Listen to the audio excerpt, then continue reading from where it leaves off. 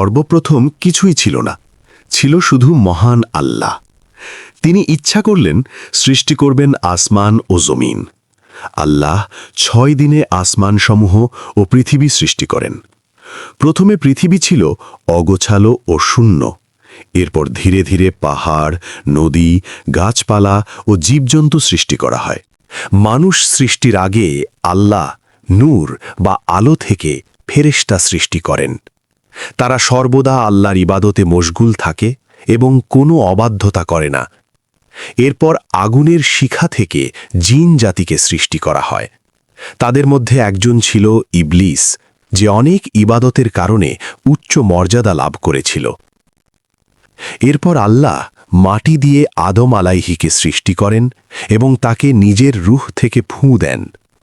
আল্লাহ ফেরেশতাদের আদেশ দেন আদম আলাইহিকে সিজদা করতে। সবাই সিজদা করলেও ইবলিস অহংকার করে অস্বীকার করে। সে বলে, আমি আগুন থেকে আর সে মাটি থেকে। এই অহংকারের কারণে সে অভিশপ্ত হয়।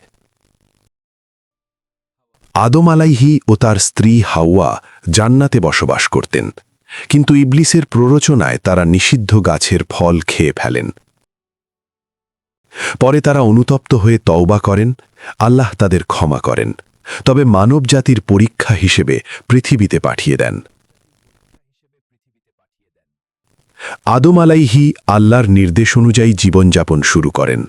তিনি মানুষকে আল্লাহর ইবাদত, ন্যায় নীতি ও সৎ পথের শিক্ষা দেন। এভাবেই পৃথিবীতে মানব ইতিহাসের সূচনা হয়।